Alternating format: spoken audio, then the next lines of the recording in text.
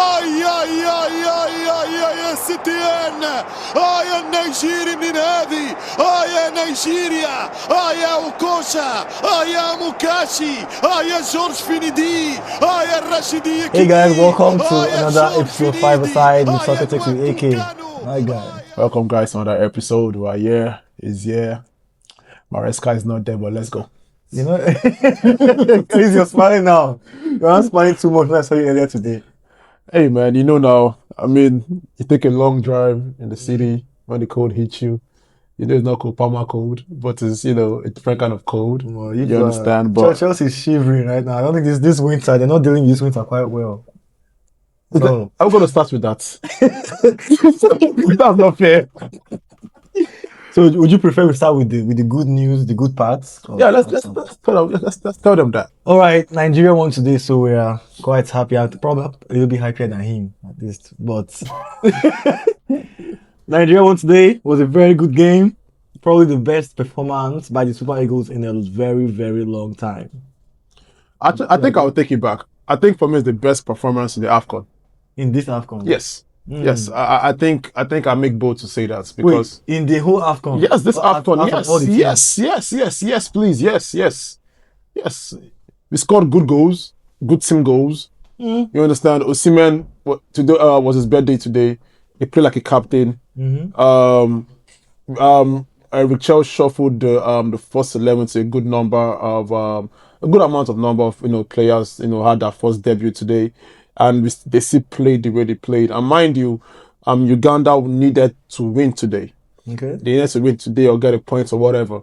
But for us to play the way we played, and I know on paper we're not on the same level with them, but on the pitch we proved it again that yes, we're not on the same level. And that's why what I notice about anything Nigeria is yes, we have our own F-ups here and there, but when we say okay, no, let's be serious. We are trying the best in whatever we do, and the players showed it today. And from the first game, I told you guys, say, listen, Eric Chell is doing something with this team. We're seeing transitions, attacking transition. We're seeing patterns of play. We're seeing movement. We're seeing good quality actions, moving the ball forward. Yeah, I would say we are great in transition, but also great in actually build-up play, dominating the game. Yeah, and we saw it. We saw bits of it in Tanzania game. We saw a good chunk of it Tunisia game. Then we saw a good balance of it today. You understand? And you know what's not about football. So the first half in Tunisia or the game today, what would you take? Because I would say we played really, really well and really honestly. Now I take that back. I think our first half in Tunisia, I'll probably rate that a little bit higher. Football is a 90 minutes game. Chooks. Okay. You understand? You could do well first half. You could backfire for you second half. Okay. But today we saw a complete game, and it's a game whereby different kind of players. Yeah. But we saw something new today. Look at the right back today. Is it actually do so? I don't know how to say his name. Look at what we saw. We saw someone that could deputize for either Olaino, Osai Samuel, or even Benjamin Frederick that plays this when it's fit. You understand? So we're actually seeing a team now. It's even though we know that okay, we're not going to go to the World Cup, but I feel like us not going for this World Cup is a good time to reflect on this team, and they will grow. Yeah. You understand? So with the growth I'm seeing attacking wise, and football, the more you win, the more you increase the team's camaraderie, you increase the team's confidence, increase the team vibe, and the more they keep going like this, and you're seeing a matured Osimhen now, and he understands what it is to play as a number 9 for the Super Eagles now. He knows how to handle the pressure now. Yeah. When you put all these pieces together and this team that they've suffered together, they know what it means to suffer. You understand? They know what it means to get to the top. Last when the semi-final, the final last AFCON. You understand? And we're seeing progress. Last AFCON what we're seeing was inshallah and vibes. You understand? But now we're seeing progress. We're seeing patterns of play. We're seeing attacking units. We're seeing cohesion. You understand? So with what I'm saying, listen, people are saying Senegal, people are saying Morocco, people are saying Egypt. This victory was more impressive than Senegal's 3-0. This victory for me we knew we were going to win. We knew we were going to win. We knew we didn't need to win because we knew at least a draw you are good. Yeah. But what this winning did for us was a statement win that, listen, you can call the Senegal and other guys, but you rise us up at your own peril. So it's a good one for us, man. Okay, wait. I wouldn't put it above the Senegal win, Sha, if I'm being honest, in terms of most impressive team I've seen. Yeah, but I agree with you in everything else in terms of this is was a very, very impressive performance as a whole. Facts. Not just the results. You could see. I've been wanting ever since that last AFCON. I've been wanting to see Nigeria dominate games, like games we should win. Actually, step up and not let it be close. Because I've seen us so many times play in the almost reduce ourselves based on our position. Like when we play a nonsense team, we equally look nonsense. Yeah, And it's always tight, regardless of who we play. So I've always wanted to see us dominate games that I feel like we have higher quality in. Like, and I think we did that today. Like Uganda looked classes below Nigeria as a whole. You know?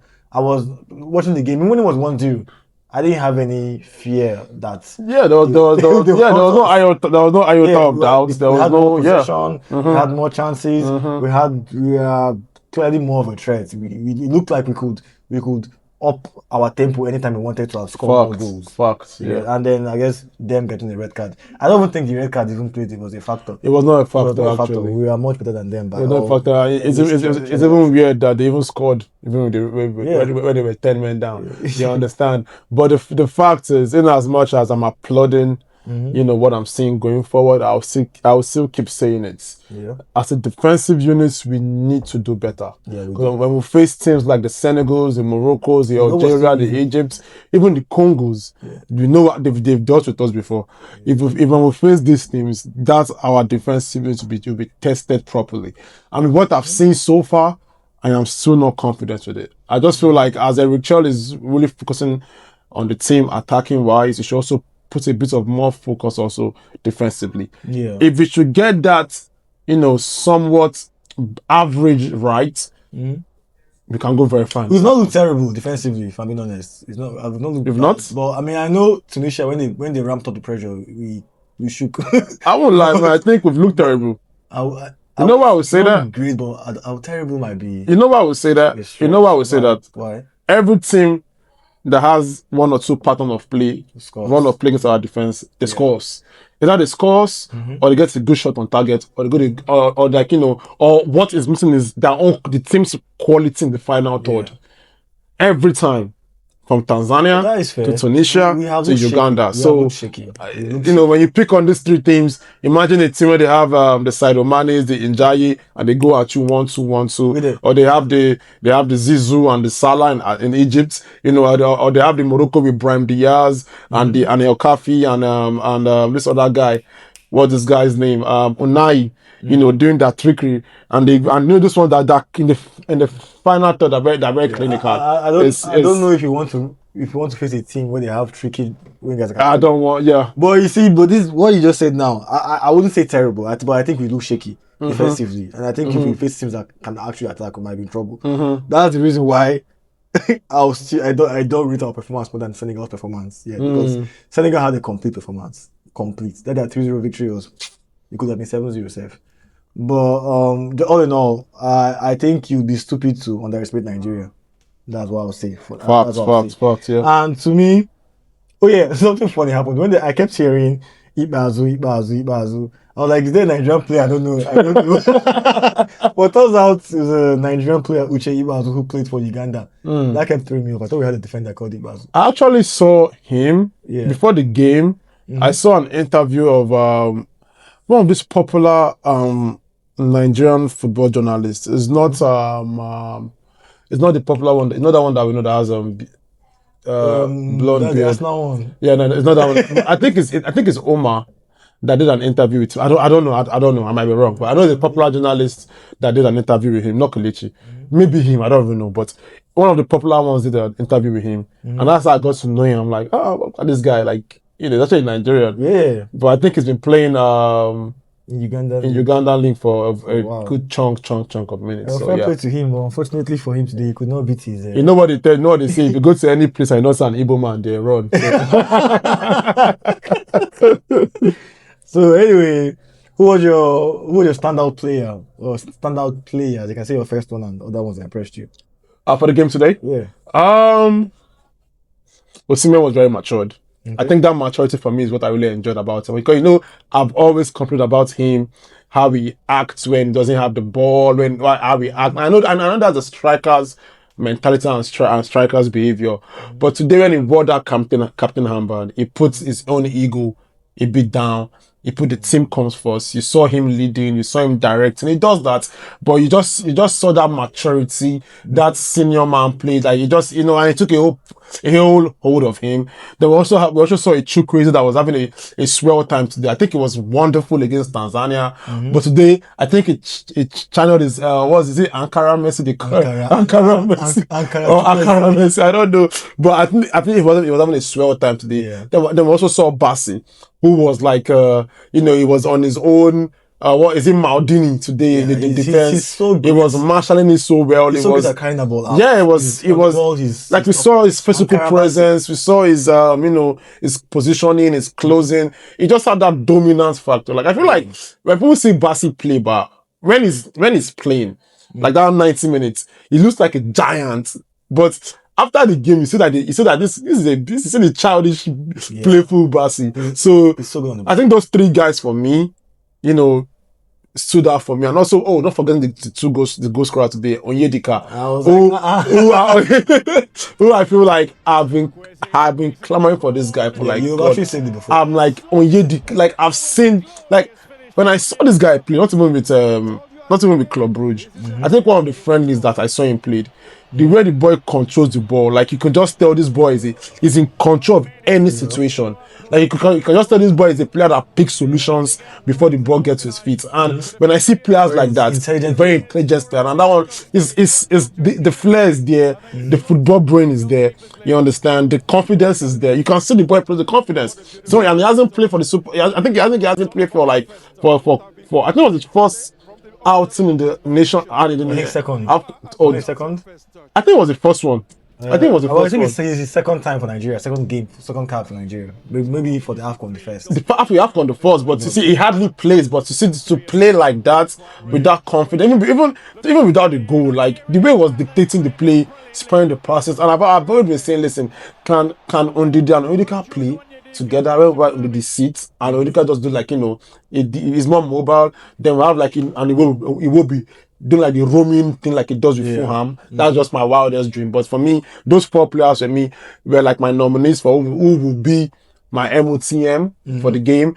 I mean, they gave it to Onyedika, obviously deserved it, you know. And I think I'll give it to Onyedika because the fact that he hasn't played for Super Eagles in a long time, and he imposed the quality that, you know, it was oozing out of him in every play, in every action, with or without the ball. You understand? It was in control of every situation. So when I see someone like that, I'm just like in awe. Like, okay, we do have I won't say JJ yet, but we have a midfield. There's a midfielder in Onyedika, and I'm happy to see it. Yeah, for me, my favorite player today would be Chukwueze for sure. Okay, like he gave a complete performance. I think he dominated proceedings. His on the ball awareness, his creativity. He was chef's kiss football.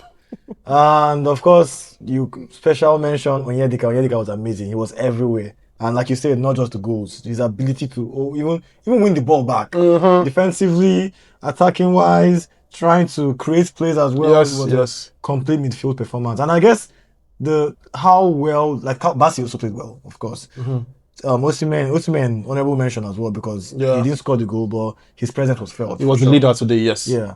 But I think the performance of this team might raise a few questions to Eric Schell, because this was the second team you could actually say. Maybe besides the obvious ones like Chukwueze and Osimhen. But I think this team played really, really well, arguably better than the first team has so far this tournament. So I wonder if they might actually deserve a fair chance, because someone like Onyedika now is literally, hey, Eric Schell, I think I have every right to demand to yes over Aniwobi, who has also played well actually over Aniwobi than anybody else. And even Onyemaechi, the other guy, Yeah, Bruno. Yeah, So, he played pretty well as well. Yeah. His midfield looked very solid. Yeah, dare I say, but maybe the opposition had to do with it. Yes. So, I feel like with Bruno Yemechi, we know that defensively I'm a bit confident with him defensively than Zaidu. But moving forward, Zaidu is way better. Not like way better, but I'll pick a Zaidu over Bruno moving forward. Yeah. You understand? But I feel like what the coach is trying to do is, and the players have been saying it, the coach has found a way to make everybody in the team happy. Yeah. And they know, and when we have a happy squad that is in tandem with what the coach wants, you know, that's a recipe for something good. Yeah. And we're seeing it because now the players are happy with you, they will play for you. And once they want to play for you, what you're seeing today, what you will mostly see 9 out of 10. And looking at Onyedika again, I was also saying, like, I know I said I would like to see Onyedika Ndidi and Iwobi. I don't think Onyedika is affecting Ndidi's position. Affecting Iwobi's position because Iwobi, the way he plays, is strength. Iwobi and Ndidi. Yes, Iwobi's strength is roaming. Yeah. Like even at Fulham, we cannot come and say, okay, this is Iwobi's position at Fulham. You can see it's the right center mid, but if you watch his game at Fulham, he moves. You understand? Because it's that techie. Yeah. You understand? So me, I just feel like even as much I would like to see Ndidi Onyedika, when Onyeka played against Tunisia, we had balance in the midfield. We took Onyeka out. We saw that it was open. So now I've seen that Onyedika can play quality football at the highest level. It was never in doubt. It was a question of let's all see it, and now we all see it. You understand? So I feel like that's a good weapon for every child. Ability to come in late into the Thank you. score. That's something that even like it doesn't do. You understand? Much. But also is a good weapon for Eric Chell moving forward in the tournament. Because you have a good sub that you can bring in. Should I play Onyeka? Should I play Onyedika? Should I bring Onyedika as a sub? And that's a good. That's a good problem for the coach to have. And he even said it today. What's the other goal? I know Onyedika scored 2, and I know who scored today? I'm forgetting one goal. It wasn't Osimhen. It was was it Chukwueze? No, it wasn't Chukwueze. Was it like a defender? I don't know. We'll remember later. This guy, the very Onuachu. He also played pretty well. I would say that. I saw him throwing some passes even to the right. I'm like, so this guy can actually play ball with his feet. Onuachu, I wouldn't say he played pretty well. I mean, I would say he had a good game. Yes. He had a good game for a striker to come in and score. That's a good game for a striker. But also, that goal that he missed, his interplay wasn't bad. That one that he missed, I don't know. Nah, but he had a good game. He had a good game. Also, yeah, I mean, if you have a good squad, and what you said about having a happy squad, let me say something. Like with national teams, you don't really get that much time to train as much as you do with a club team. So maybe you might not have the time to develop that chemistry and synergy that will help you like tear teams apart. But one thing you can always bet on is that the togetherness of your squad is very, very, very important. Yes. Probably more important than in a club team. True. Having a happy squad that enjoy playing together probably carries much more weight in all these international competitions. Yeah. More than like say the league. True. And I agree with you. And we've seen it. Even remember the great France team. A happy camp is a winning camp. Remember the terrible camp. You said the great France team. The great France team. Yeah. They had even 2002, even 2010 South Africa. 2010 yeah. So you need even this Nigerian Super Eagles team. We've seen them when they're not together. It always falters. But now that they're happy, there's no issue of I'm not playing. Everybody now has played. Yeah. Now you know what it means to play for apart from Cyril Dessers and one other guy, which I think the coach hinted he might play the next round of 16. He hinted it here and there. I don't know, but it's a good one for the Super Eagles, man. That's good. Anyway, I have a question for you. What's the question? How far can we go now? Now you've won the 3 games. How far can this team go? I expect us to get to at the very least the quarterfinals, the very least. But I think we can get to the finals. If we go to the finals playing as bad as we did the last tournament, who's to say we can't now? You're right. I mean, for me, the haram ball from last AFCON. Right. I mean, for me, I'm still going with the notion. No, when Alex said, was it Alex that said, Sir Alex that said, defense win titles, offense win matches. I don't know, man. I'm still iffy about it. So based on that iffiness, but based on how good that we're actually moving forward, we can just struggle to get to the semi-final. Okay. And whatever happens there, we'll see. Yeah, I mean, I said that before this. I said at least quarters before. I don't think that has changed much, but now I'm more confident that we can actually get to the finals. Okay. Like if we're at our best. Yeah. I've always maintained we have the quality players. I think that can get us through some games. That's never been questioned. That's never been questioned. That's why I was not really amongst the people that were like, oh yeah, Nigeria not going to do anything for this thing. I've never really been part of that. I always felt this is AFCON, guys. It's not as if you are playing World Cup. I think we can at least get to the quarterfinals.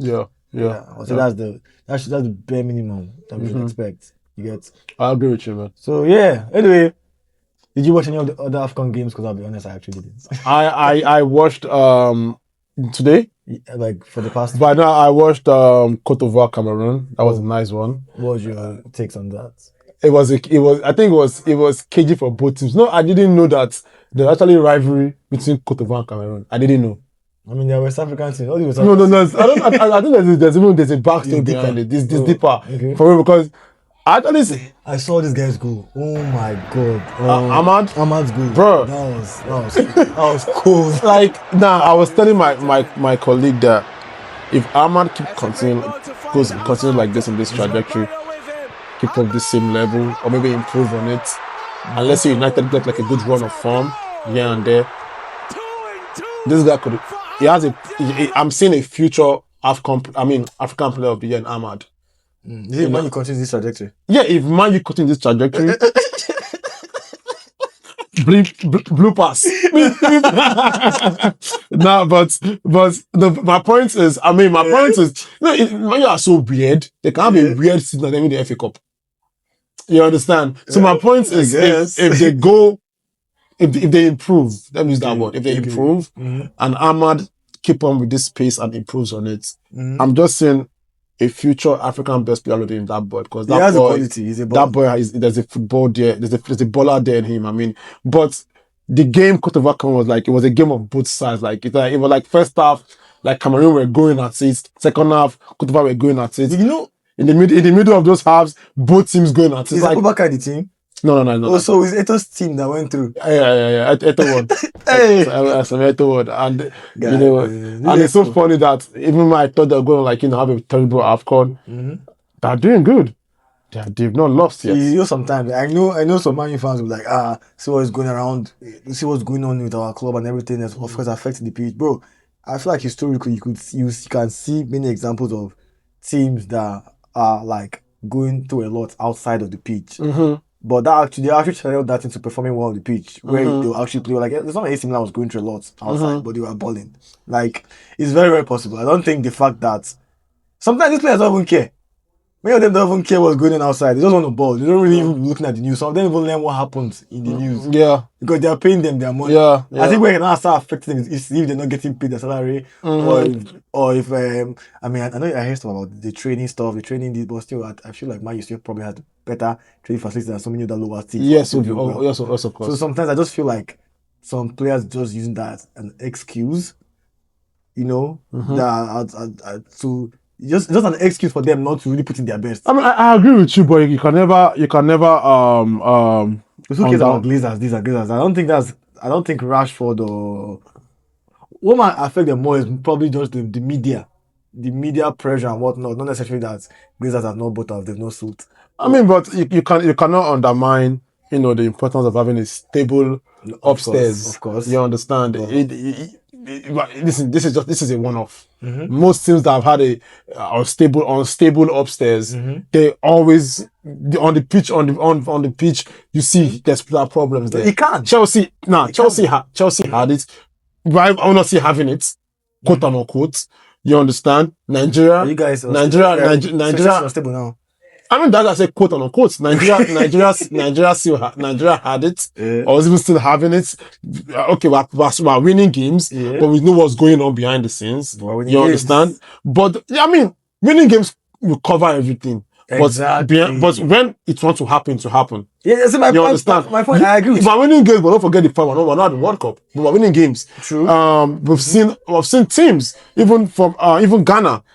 They have their own, whereby if it's not well upstairs, there are always issues in the team. So let's not undermine what you know. I understand, but there are levels to it. There's one thing if there's a lot of shit going on in the background, players are not getting paid, not getting treated well and everything. But all this Glazers conversation had been going on for a while, even when they were still winning.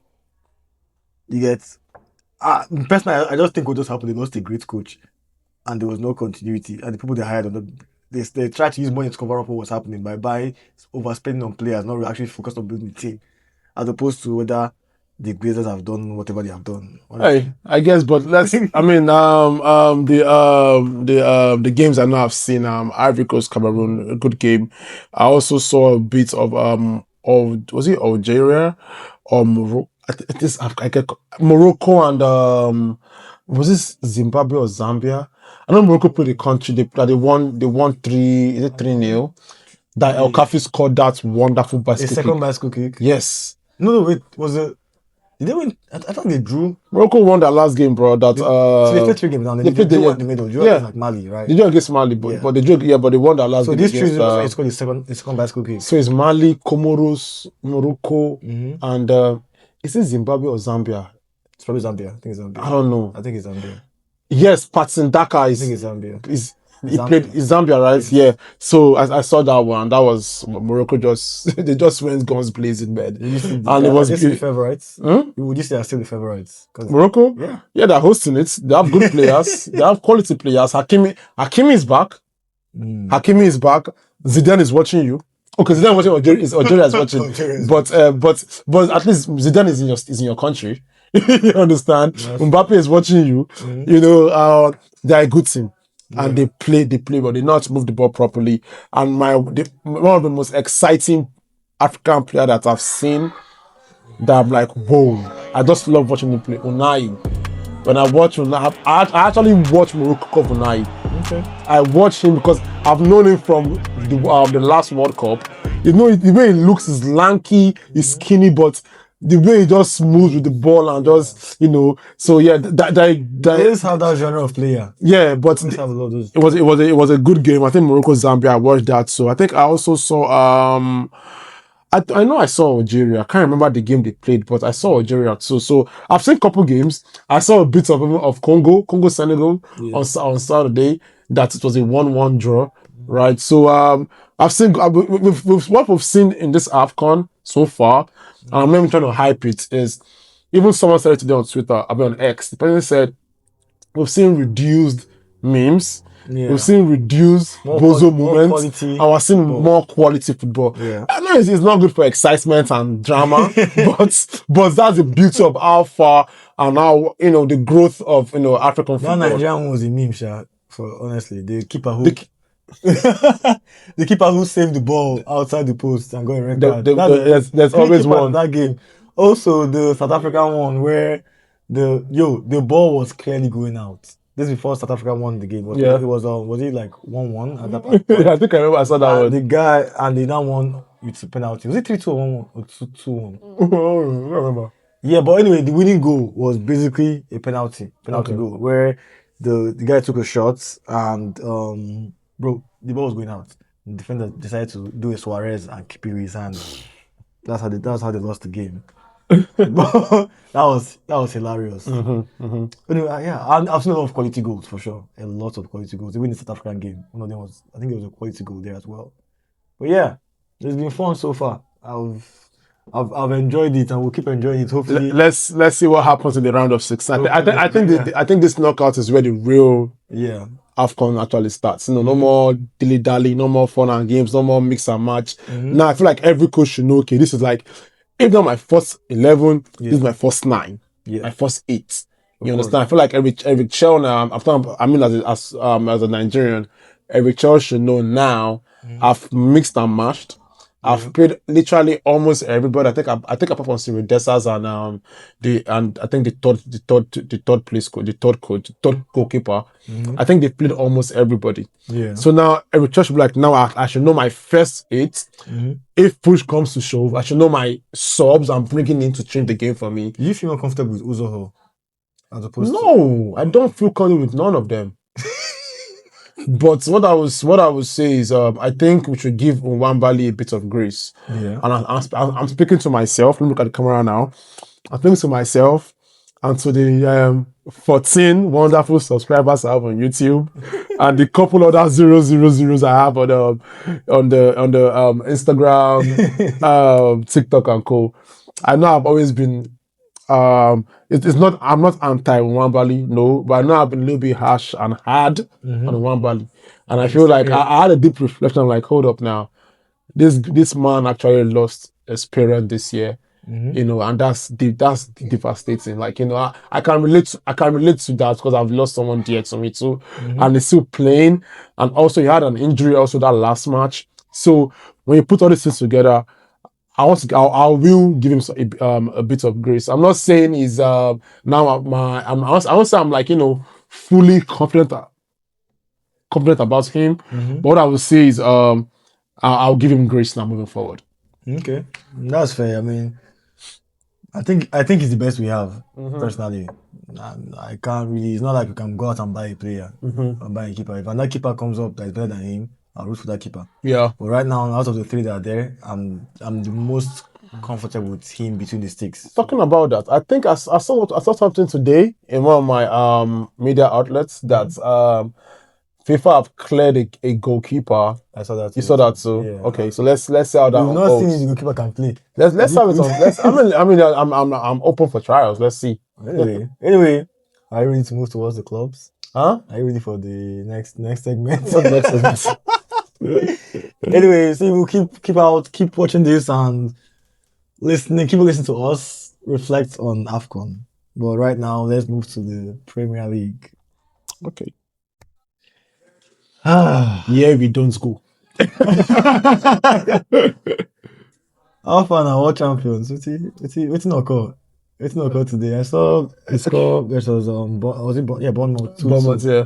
And I was hoping for you guys to, help us soften them a bit more, finish them up. Yeah. Man. Listen, I feel like I've done my rants already on my review, and it's not like I don't know what to listen about the game. It's just the fact that it's a why question. Like, why are we retrogressing now? Why are we retrogressing? Like, from the bounce of winning the Club World Cup, having a good tournament, I understand fatigue. I understand squad You guys depth. look fatigued. I said I understand it. The science proves that we should be fatigued by this time. I think about the club that have played the most games this year. Yes, I saw it today. I think about the club that have played the most games this year. So there's bound to be fatigue. I can understand these things. These are understandable excuses to give out there. Yes, but what I will not understand is the last game before Bournemouth, my coach's lack of tactical depth to to go toe to toe with Unai Emery, and that's why we lost against Aston Villa. Then today, the game management as a whole, and I feel like this is a game where you need to send a message not to anybody else, but to yourself and the players too. Garnacho was having a stinker for the first 10, 15, 20 minutes. Mourinho, classic Mourinho, will take you out immediately that first half. Before the first half is over, taking you out to send a message out there to the team. Okay. Palmer is not Palmering. That's a fact. But you're the one that told us that Palmer is fit to play 90 minutes. Let him be there when you take him out. His game management is I feel like for me, is getting overwhelmed by the job. Like now it's there's one thing to to bag a 9/10 girl. You know what I mean? Like a 9/10 girl, right? You can bag her off, let's say you read properly, right? But it's a different thing to now maintain a 9/10 girl. So that's what I feel like I feel like Maresca now is to maintain what he has now is his problem. I mean, And also, is the girl maintaining you as well? also, miss, shut up. It's just It's just maintaining Maresca. but we've seen also that based on facts, this is facts now. Against Leicester, this period, it wasn't a good season. December period. I feel like that December is getting to him too much. Last season, this same period, we were messing up under Maresca. Leicester. This season, I said I called Leicester first of all. I said Leicester last season, and then this season now, we have dropped more points. We're actually losing more games. You understand? Like now, the team's confidence is not in question. Apart from Estaval today, apart from Estaval and Sanchez, would have lost that game at least nothing less than 5. And I'm like, what is this coach? What kind of message are you telling the players now? You understand? Like, and I know when this thing happened, think of other. There was a Champions League game. There was a Champions League game. The game against Qarabag. When we were training for that game, Maresca was late to training section. That's not good. It was late to training section. I know it was a bit of laugh here and there, but I'm like, when I think of things like this, in the press conference, you come out to say, "Oh, today it will be like, oh, this we prepared for the team because the team they defend with a back 4, but they surprised us with a back 5." He has said it not once, not twice, not thrice this season. I mean, I'm sure that happens. You understand? No, but my point saying that out too. When he says it out, is not saying it as if he has a plan B. I have not seen Maresca's plan B. Last season against Fulham, what started our comeback season last season was against Fulham where we came back and won that game 2-1. What gave us that second goal was the team. They said they're not going to use Maresca's football anymore. They played normal organic football, wingers, fullbacks, everybody, Palmer, do your thing. The Neto scored. But I've not. Yes, we're seeing chaos now. Yes, we're seeing the. Okay, as I've said, I'll give it to you. Team fatigue is there. We have played more games. Squad depth is there. Maresca, what is your plan B? What are your priorities in life, Maresca? Because it seems as if your tactics don't work, you lose. Or you drop points. You cannot do that because you're able to win games. Yeah, you should be able to. Well. Yes, and another yes against what you're saying. There should be a plan B. Every successful manager always has a plan B. Pep will come and tell you that the reason why he didn't win the Champions League that period because he didn't have a plan B. He said after Carlo Ancelotti took care of him properly, he now found out different ways to win. That's why he won the Champions League the next season. I've not seen Maresca's plan B. I've only seen the plan A that is not working on games. It worked for first 15 minutes. It worked for the last 20 minutes. There's no consistency in your plan A. There's no consistency. I can understand that. Okay, yes, we had shuffle in the back. Cucurella was not playing. You understand? You have to rest James. I'm not going to give you faults on that. But my point is, there should be a plan B. Should you start playing with your fullbacks, playing like proper fullbacks? Should we reduce the inverting for now? Should we be more pragmatic for now? You understand? So that's my only issue with Maresca. And my thing is, my last review, I said, there needs to be an emergency meeting. And I'm going to say it again today, here and now. I told Maresca to win his 5 games. He hasn't won this one. I don't hear him. You understand? I feel like we won't be surprised. Our next game is Man City. No Cucurella. No Caicedo. Palmer is not on form. Even though he scored today, it's not the Palmer that we know. Let's be honest. He scored a penalty. Let's be for real. The defense, I don't trust. I thought Chalobah and Fofana was my safe haven. It's not looking like that anymore. Chalobah is having bozo moments. What the hell was that? When you put all these things in factor, right? Man City that are going for the league now, they're challenging now. They've declared on their mandates they are going. You understand? They're marching forward now. So there's a 99.9% chance that we're going to lose that game on Sunday. We lose that game. Our next game, I don't know what's going to happen. I will not be surprised and I will support it. Hashtag Maresca out. Okay, If it you'll not happens. support that. Chelsea I will support it. You want them to win, Abi? I mean, obviously, I want them to win, but the fact is, am I going to be? You're not a sports fan. Am I going to be in a delusional world and still going to win? You're not a sports fan. I cannot say it anymore. Sports will be real life routine for Man to beat bro, their team. I literally cannot say it anymore because I'm not seeing the plan B. Because I'm not seeing my key players in the likes of Cucurella, Caicedo will be out. Because Palmer is not. James, though. Palmer is not going to be fit. I mean, Palmer will be fit, but I'm not seeing that Palmer that's okay. Yes, with Palmer I can go. You have Rhys James. I have Rhys James. Mm-hmm. That's. I mean, he's the best player in the world. He should be able to help you guys out. I'll point this water like this. That's situation. But I mean, see, my biggest question at the end of the day still goes back to the board of Chelsea, the management. Like this idea, this structure, this idea they have of like, okay, we need to buy the most talented young players, to carry us, and they're gonna help us win. They're gonna be the best team for a long time.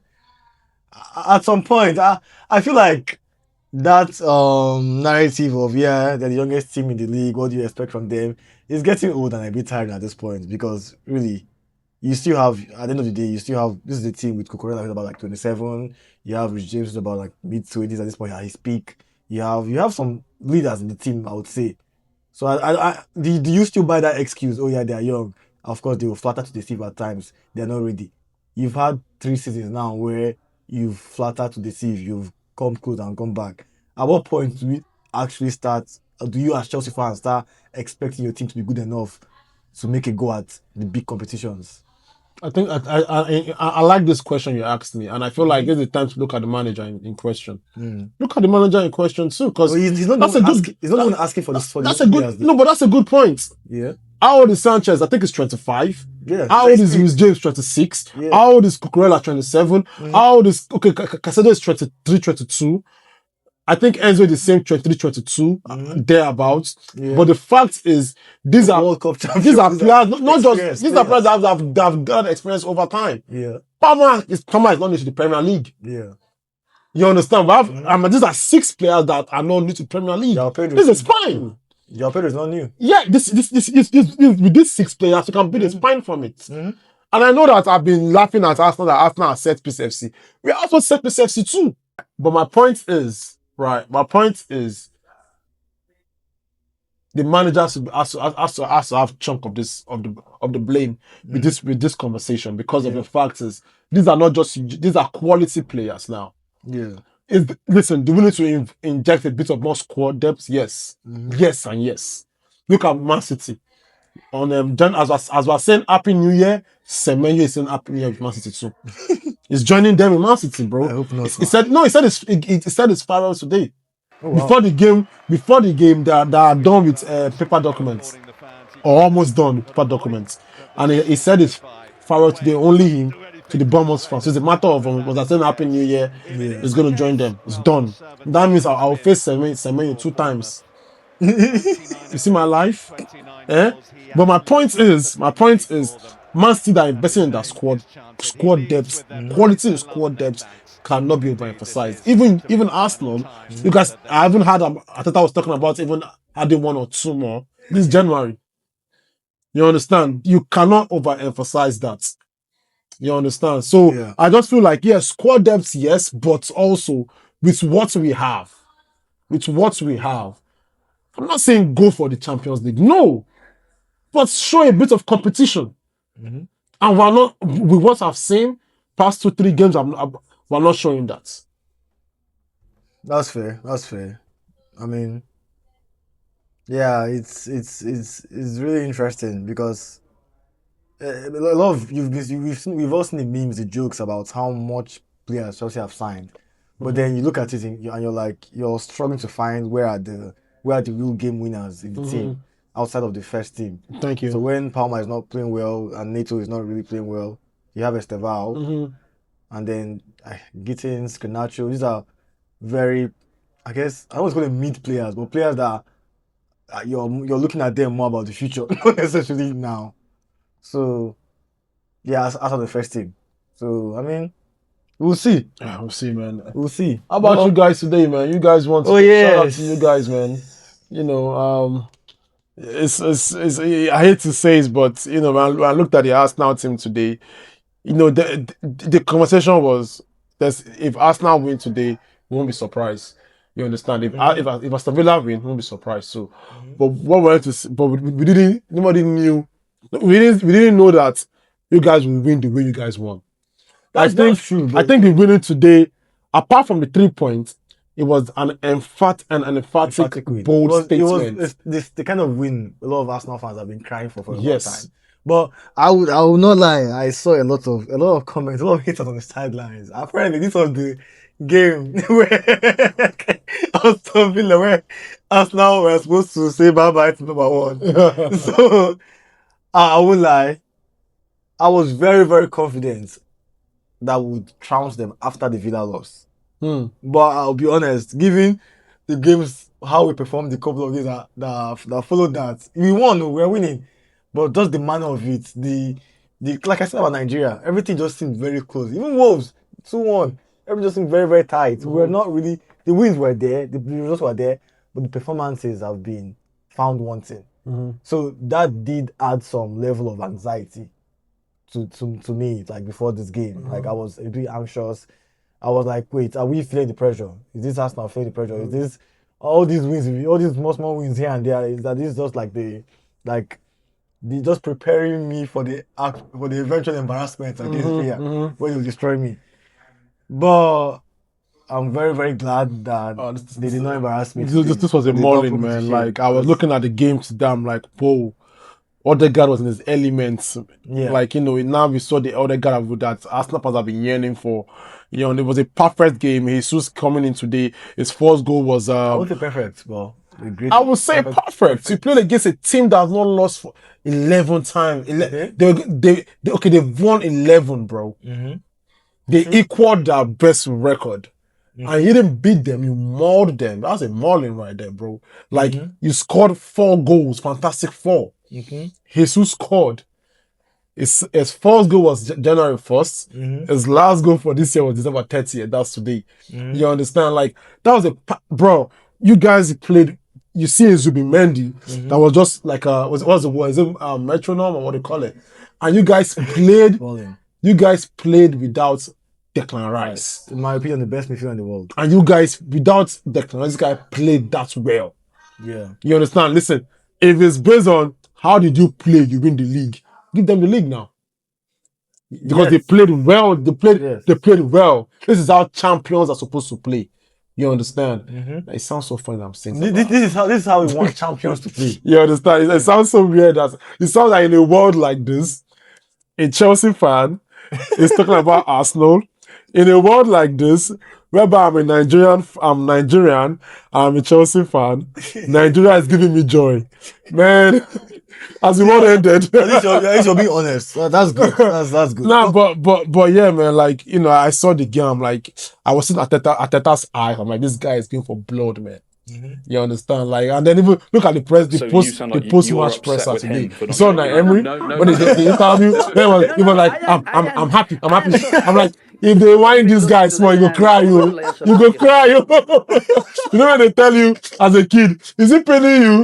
No. You not say, oh yeah, sorry, you not crying. You understand? So that was how bad the beating was today, man. So hey, man, shout out to you guys, man, for real. Yeah, see, we performance-wise, besides the goal they scored, we considered, we really played. We played very, very well, and this kind of goes to show the importance of Gabriel.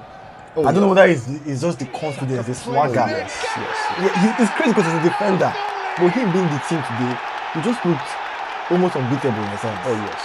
Yeah, like they didn't even threaten us to like that. I mean, in the first half they did a little bit, but when he left, when he was there, I just felt we would not concede. Honestly, he has so much confidence and leadership as well. Yes, leadership. Yes, he's a leader. Alongside, of course, Odegaard in the second half. Yes. My goodness. I know there's been a lot of criticism towards him in terms of maybe not showing up in the big games and all. Criticism that I personally feel to an extent has been unfair because a lot of games where he plays well, when he doesn't score assists, he still gets slandered. Yes, yes. But today, at least he assisted, and the last game he scored the goal. And I feel like Odegaard is his own enemy. Yeah, because of the level he has set for himself. Yeah. You know, he has been dropping like 8 points. So when he dropped like a 7 points, we're like, what's going on? Yeah. Odegaard Wars game is some player's dream. He still does show up. You understand? You not blame him for, which I know a lot of all these Twitter moppers don't actually watch games. You will never blame me for hiding. Highest you blame me for doing too much and not releasing the ball early. Yeah. But in terms of always trying to get the ball and always make things happen, you can never fault him. You always try. Try his hardest. Yeah. But today, at least we saw productivity. Yes. Yes, because I felt like he's probably lost some levels of confidence. Did Eze play today? Eze didn't play. Eze hasn't played in a couple of games now. But only guy on this form, he go hard. I know it'll be tough. And I think he probably has no hope to come on the left wing. But Trossard has been amazing. Oh no, I think for me that's the most. I'm trying to find an award for him. Since it's not a creating award for Pogba, they say Pogba must comeback player of the year. They're creating an award. So, but with Odegaard, is it the most consistent or the most informed or the most? No, he's been the most productive. Unproductive. This guy, it's like when you think of Arsenal games. Yeah. 1-0, 2-1, 3-1. Odegaard, Trossard is there. He did something. His name is there. Clutch. Either assists or goals or finals or I think that's it, right? Okay. Probably most productive too. Most productive player. I watched Trossard at Brighton. Now I support Brighton on the side. Yeah. I watched him at Brighton, so I knew what he can do. But oh my days, what he has become! I think he has metamorphosed. This season, this season, exponentially. I'm like, bro, I have rarely ever seen a game where Arsenal were not overly tilted towards the right. Bro, I barely saw Saka today. That's to show you how well Trossard is playing, that he was probably seeing more of the ball. And I don't know its technique. I would like to see. That's, oh my God, I sound so weird saying this. Chelsea fans, don't crucify me. But I would like to see the inside training of Arsenal, how these guys shoot the ball. The way Trossard shoot the ball, the technique. He's our best. Oh, come on now. Oh yes, who do you want to call? Is it Aston Hall? You understand? Now Trossard has been. The technique he shoot the ball, how precise, how accurate it's, how pinpoint it is. Shout out to him, man. Shout out to him, man. His finishing is amazing. Also, like you mentioned, Zubimendi has been. I don't know anybody that's come into the league and just easily that talk about Premier League is very difficult. Time to adjust. It does not apply to Zubimendi. Basically, hands to gloves. He just fits in. And I feel like you have to appreciate managers because when they make some decisions, fans don't know. We don't know. Even I don't know. He doesn't know it all. We just love the game to talk about it. But these guys, they went to school for this. They had B license, AC license, they have batches, UEFA license. It's not. They'll be cho. Yeah, the fact he chased Zubimendi like that. So for him to go for Zubimendi and let Partey go, even though Partey and the director had the issues, but to go for Zubimendi, people were saying, it's trying to create like a Spanish conglomerate in London. Yes. But we are seeing why. Even the same thing when Pep said, you know what, I don't want Toure, I want Busquets. Yes. People were saying why, but we saw why. So shout out to managers that take the bold decisions and get for who they want. Yeah. So Zubimendi has really been amazing. I guess the only Gabriel was good. Saliba did his thing as well, and Timber came back. I was kind of worried about because he was injured. Declan Rice apparently hurt his knee. That's one, I guess, minus from today for me. I hope it's not serious because we are going to need Dec for the rest of the season. It's arguably been our player of the season so far, which is crazy because this is probably my best performance. One of my best performances of the season. Yeah. Recently, and to play like that, I feel like today's game was that. I think Arsenal channeled that spirit of that Man City 5-0. I think today they have to do it today too because I feel like that when they got beat by Aston Villa at Villa Park, that was still fresh in the memory. I feel like if they had postponed this game to let's say February Might have been or different. March, it would have been a different outcome. Maybe. But the fact that they beating the injury is still fresh. Yeah. Let's correct this mistake now. Yes. So the players were like, they were 100% up for it. But look at the goal that Jesus scored. Look at that build-up. I think that goal might be in contention for goal of the season. Yeah. Because it wasn't like a regular build-up. Yes. You understand? It was a build-up from that was attracting pressure. Because Aston Villa was still pressing. Yes. You understand? So to beat that pressure, to create that pattern of play, to get that direction, to have that sync. Yeah. I think this guy made a pass without even looking at the side. Was it Trossard? Was it Trossard? I don't know who did it, but without looking at the guy, like it just, I'm like, Jesus, Arsenal. You understand? So that just shows that goal was beautiful. The players are up for it, and then they made the celebration. It threw the jersey up. I belong to Jesus, giving that Kaka-esque, celebration. So it's a good one for you guys, man. Odegaard's goal was also pretty nice. I guess winning the ball back the way he did, going on the run and giving that pass through to Zubi was beautiful. Chef's kiss. Yeah. But what I wanted to say was that I'm gonna lie, the second half was so perfect, but I can't still forget how nervous the first half looked and how threatening Aston Villa looked, especially on the break. We looked so prone to the counter. Almost, I guess, watching Onana cover that much ground, I was like, oh my gosh, if only Rice was here to stop all this, because they just kept winning the ball. I feel that Gabriel first goal just opened the floodgate. Because I feel like they had to come out. Yes, what they wanted to do was sit back, hit you on the counter, and then tweak that formation in the 75th, 80th minute, because that's what Emery would do. Yes. He likes to do that. He would tweak it in 75th, 80th minutes, change the formation, and then boom, hit you with something. Yes. I think that was the game plan, but that set piece just opened. I'm happy he scored 4, because Oli Watkins always, as if he has goal I guess that's now, we have to give him the seasonal goals. So, I think he scored, so 4 was very good cushion. But anyway, I was very glad by the performance and couldn't have asked for a better performance. But Gyökeres, you still need to go and find your girlfriend, man, because I'm not really, at this point, I don't know. The run he made for Zubi's goal was nice. That was one positive I saw, at least. So you're saying that Gyökeres is to find his Juliet, is he Romeo? He needs to, he broke up with his babe. Oh, really? Yeah, so apparently he went to detach himself from Sporting completely, so he broke up with his girl before moving to London. That's what reports said. Was she Nigerian? Just one mental like that.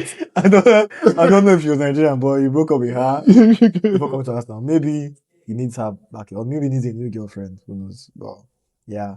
I know that right now. That I don't know what's going on in the world of this world, but everybody just proposing. But anyways, we're seeing Saka did his own proposal, so you understand. I think one player got married recently. I don't know, but I feel like that love is in the air. It's affecting the love is in the air. And is giving that lover boy swag. Forget that it's big, so that I just say like a lover boy kind of guy. You understand? So let's hope he finds his girlfriend, and let's hope that one Nigerian doesn't catch him. If Nigerian catch him, it's over. Who knows? He might give him a lot of nice afam that will help him, be Johnson, get his mojo back. But yeah, great win for the Gunners. Hopefully we do very well against Bournemouth, and hopefully Chelsea does us a favor and destroy Man City this coming Sunday. And hopefully Sunderland helps us, does something for the boys. It's called English Premier League, not English Premier Hopeful League. See, I'll keep hoping, because at the end of the day, hope is a beautiful thing. Now, if you're hopeless, I mean, an Arsenal fan. You guys are known to hope. I'm a Chelsea fan. I don't hope. See, you better be hoping. If you're hopeless in this life. Anyway, though, the other game today was Manchester United versus Wolves. Yeah, bro. That's his one game. I'm like, bro. you know what's funny? Yeah? You know what's funny? Yeah? So the Chelsea game ended. I was down. After we were winning, I was more down. So I was trying to doze off a little bit. And I looked at it, I said, let me just see what United is playing. Because I was like, they're probably like, this is our normal, they'll win 2-0. Yeah. Just win 2-0. And then top us, and then boom. The floodgates open for all the banters. I'll just off my phone for the day. And open it the next day for December, for New Year's Eve. That was the plan. I'm like, 1-1. Bro, this was a chance for them to actually usurp Chelsea. This was a bottle job by Amorim. Now I think this draw. Mm-hmm. I think is worse than the defeat they suffered than Everton. No, Everton. Oh wow. That they were 10 men. Everton 10 men. This was worse. This is worse. Wolves, 2 points. No, this is worse. 18 games. No, this is worse because there's something up for grabs. Yeah, This is like literal. This is more hurtful than the Everton one. Mm-hmm. That even at the Grimsby one, this is worse. Yeah, the fact that Chelsea drew just makes it hot more. And Wolves to be the second team that that they are getting points off of. I know what's weird about this Wolves team. Unless but someone said this Wolves. Well. They had no touches in the box. Bro, someone said this Wolves. Look at all the games they've been losing. Yeah. It's only here 5-1, 3-4-0. Yeah. It's all this 2-1, 3-2, 3-1, 2-1, 2-1, 1-1, 2-0, 1-0. Maybe they're not so terrible because the results make it look like maybe it's a mental block. Just can't close out games. Yeah. Today they played better. Apparently, I didn't even see the game live. I didn't really see the game that much. They had more touches in United box than United had in theirs. That says it. That says a lot. Says a lot, man. That says a lot. And apparently, Amorim went back to his three. Why? Oh wow! I thought I might not be sure about this, but I watched. Tobe, we need Tobe to talk about. We need you here, please. We need you because you need a proper tactical break step. I know he said Amorim said now guys we have to. I have learned a lot. I have learned 75% of the things I did. Mm-hmm. I can change. I'm asking 25%, so you keep 25%. Mm-hmm. So I wonder what are those 25% that you keep because no. Now let's going from a back to a back four. At this point, I don't even know if his formation is his problem. Is it back four to back three? He went to a back for the last game. No, it's not back three.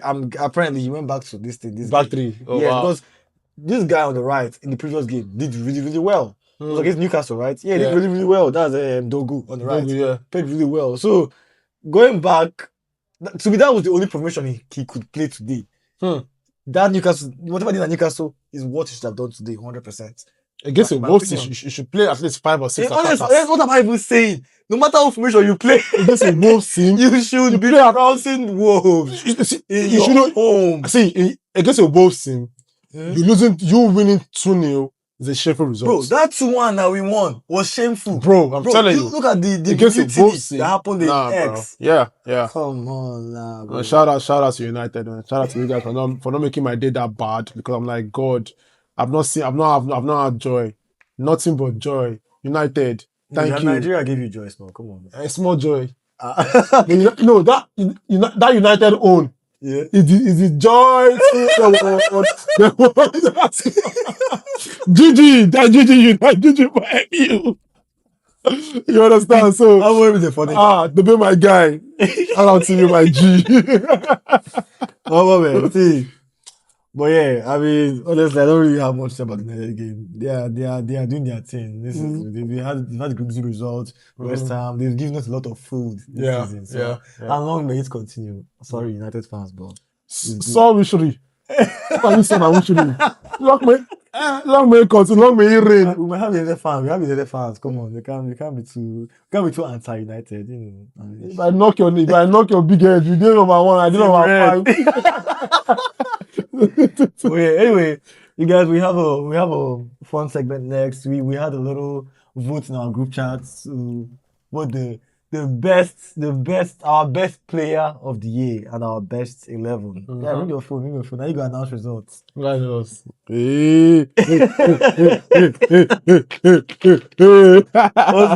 for whoever the winner is, just reach out to us. We will give you an award. Yeah, you didn't whine. You didn't whine. Alrighty. So and we're doing the best player first of all. Yeah, that's from third to first. Okay. Alright. So from third to first, the third best player is Ousmane Dembele. Dembele. Yes. Oh, Ballon d'Or winner. Dembele. I think it's the tally. Him and Lamine. Dembele came third. Yeah, no. It's a tally actually. So they're not. So actually, so okay. So Dembele and Lamine Yamal, 11 points. Okay. Yeah. So I know you voted for who? Guess. I don't know. You tell me. So, I mean, I voted for Yamal to win. Yamal. Yeah. Oh, yeah. You look like a Yamal supporter. What do they look like? But I voted for Mbappe. So to all the guys that voted for Mbappe. Mbappe won 13 points. Hell yeah. So let me call the name out. So the other guys that were there was Vitinha had 2 points, Caicedo had 3 points, Harry Kane had 3 points, Erling Haaland had 4 points. Yeah. Oh wow. So Mbappe is our best player of the year. Yeah, for the year 2025, from January 1st to December 31st. Mbappe won the best player of the year award for Yes. 5-a-side Soccer Takes with AK. Kylian Mbappe. Yeah. So Mbappe, you can reach out to us and get your award. Yes, I know it's in Morocco. Oh yeah, okay. So it's a matter of PG flights. It's not that expensive. I will call him. Oh, wow. I have his number. I'll call him. I'll have his number. Yeah, I'll call him. So for the first 11, so who's our goalkeeper? Nice. So the first 11 was a nice one. So different guys were voting. Should we call the guys that voted or no? Let's leave it. No, okay. All right. So okay, but you know yourself, Sha. Donnarumma is the best goalkeeper of the year. Okay. What do you think about that? Giant. Okay. Giant of a goalkeeper. Was that who you went for? Huh? Yes. I went for Donnarumma. I went for. You went for Ryan. I know the top qualify. No kids. So see Ryan, bro. You get but Ryan did very, very well. But I went for Donnarumma because it's not just the whole year. For the whole year, he has been consistent, and also not just that, he has proven that with trophies also. He's backed it up with trophies. Okay, that's you fair. Understand? That's a fair. Even though when they saw Palmer, there was like levels to this, you know what I'm saying? But Donnarumma he's been that guy. Okay. You understand? Right back of the year. So we have Hakimi. I won that one too. 4 votes. Landslides. Everybody went for Hakimi. Yeah. Obviously. Left back of the year. Nuno Mendes. I went for Nuno Mendes too. I actually went for Cucurella, funny enough. Cucurella? Really? Yeah. My God. No. Again, the same thing. Mendes has been very, very effective, and I forgot Mendes, that's why. Really? Yeah, I just forgot his name. Slap yourself. But yeah, Mendes has been really good. Like, and has, the trophies are there to match also. Games. I think he won the trophy with Portugal also this year. This year with Portugal also. I think they had like the nations. No, he should win it. Deservedly. Yeah. Right centre back. Wow. Right centre back. Saliba to Arsenal. Wow. I didn't go Saliba. I went for Marquinhos. I went for Saliba, of course. Saliba. Okay. That should be happy. And the LCB, obviously, Gabriel Magalhaes. Come on now. 2 votes. I voted for him too. That means, of course, I voted for him. I mean, some of them for Gabriel then. Yep. I voted for Gabriel. Deservedly so. He's a leader.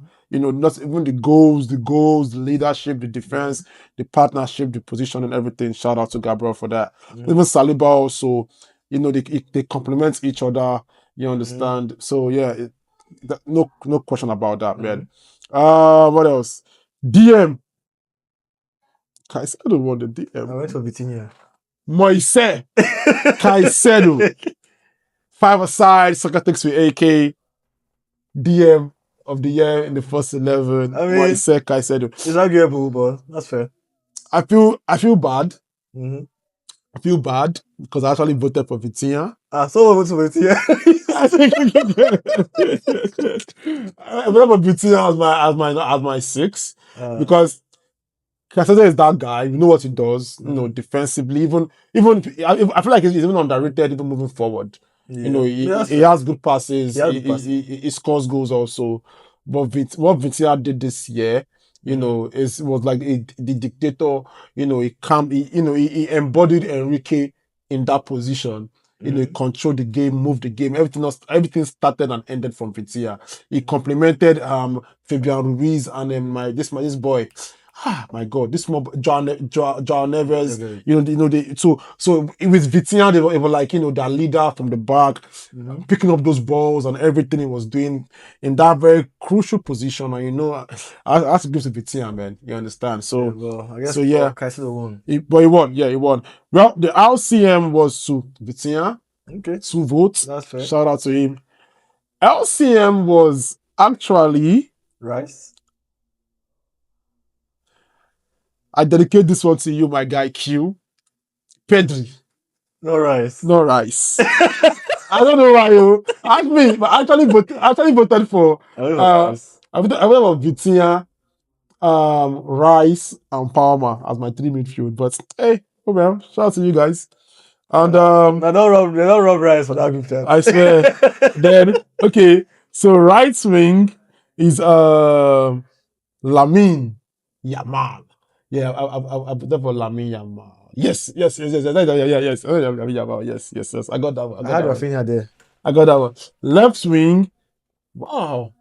I voted for Dembele left wing. I'm like, come on, he has won everything. This. I had left wing. Who did I have? I don't remember. I think I had Mbappe left wing actually. Oh yeah. Well, the winner is Kylian Mbappe. Mbappe. That's fair. And then the striker. Who knows? You know the answer to that one. Yeah, you have not been watching. Gyökeres. Well, the winner for the striker of the year in our best 11 goes to no other person than the robot himself. Erling. You know, the 100 goals man. The Viking himself. You know, the Mr.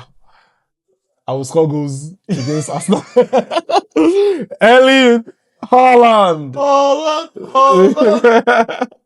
But that's it, guys. That's our first 11. Our first 11 for 5-a-side and soccer takes. They robbed Rafinha again. My heart, bro. My chest. How does one keep again, bro? Bro, how many awards now? Damn. They don't rob this Rafinha guy too much. Should we give our revelation of the year? What's your revelation of the year? Estabal. That's Estabal for me. That's fair. Yeah, That's Estabal. fair. That's fair. How about you? Will I really call it a revelation guy of the year? I mean, when Hendrik was popping, I was watching his videos on YouTube. I felt Estabal was better. Will I say I guess that was a fair shot actually from the Club World Cup. Yeah. From Palmeiras. Palmeiras, Club World Cup, and even what to do at Chelsea. So can I think of anybody else who we might be missing out on as a revelation of the year? Estabal.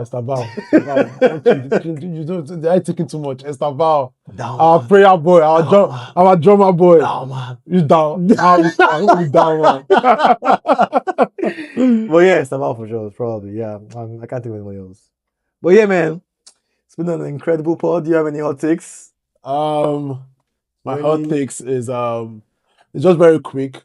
Don't sleep on the Super Eagles. Shout out to Eric Shell and the team. Shout out to Onyedika. Yeah. And also, another one I'm thinking about in this AFCON is very quick. Who do you think is going to win the player of the tournament? Right now, for me, I would say Lukman or Diallo. Well, so our producer is saying about Diallo. Lukman has been balling, guys. I think 4 goal contributions. Lukman. Yeah, he didn't even play today. 4 goal contributions. I feel like the odd one out here. Shout out to Lukman. I feel so odd. Diallo has been good. I feel so odd. The guy who scored 2 bicycle kicks and go. That's Kafi. Yeah. You know, and I just think about that guy. Man, people don't just come up from nowhere. Yeah. I just know about that guy today. Yeah, I watch his competition. But trust me, this guy's. They said I think it's 31 goals for Morocco, and they said it's the second highest. And I said, but what about El Nasiri? I've been watching since World Cup. What's going on? You understand? So, but yeah, and that bicycle kick is not a fluke. It's not a fluke. It's a compilation of them. Yeah. Now bicycle kick merchant. Nah, for real, bro. That second one, he did not have to bicycle kick that thing. He said, he did not have to do that. Yeah. Or he said, no, this is my trademark. When Mbappe is watching, I won't do it. But anyways, for me, I was. Comes to watch you play. He's very comes quite often, I guess. I think my own player of the tournament will be Brahim Diaz, bro. That's fair. That's fair. And I feel like, you know, with the way that guy is going, with the way he's playing, I feel like if he keeps up the way he's playing, he can spur Morocco onto something great this AFCON. But I think that's a very, very good solid shout. And I'm going to end my hot takes with Maresca.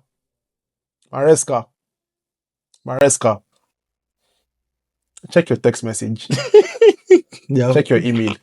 That's all I'm Check your saying. DMs. Check your DMs. See, my own is simple. Please, we need to find babe for Gyökeres. I beg. I don't know what's going on, man, but man looks bereft of confidence. I think he needs confidence. I don't think it's as bad as he looks. I think there's a very good player in there, and I think we are going to see his best eventually. Okay. If he finds babe. Okay. All right, guys. Cheers. Keep watching us. Subscribe to 5-a-side and Soccer Takes with AK. And comment. Give us your opinions. What do you think about it? I feel like before we leave, we should do like I don't know, prayers out to AJ, Anthony Joshua, 100%, my guy. And his two friends, not just his friends, his companions and his I think that his trainers.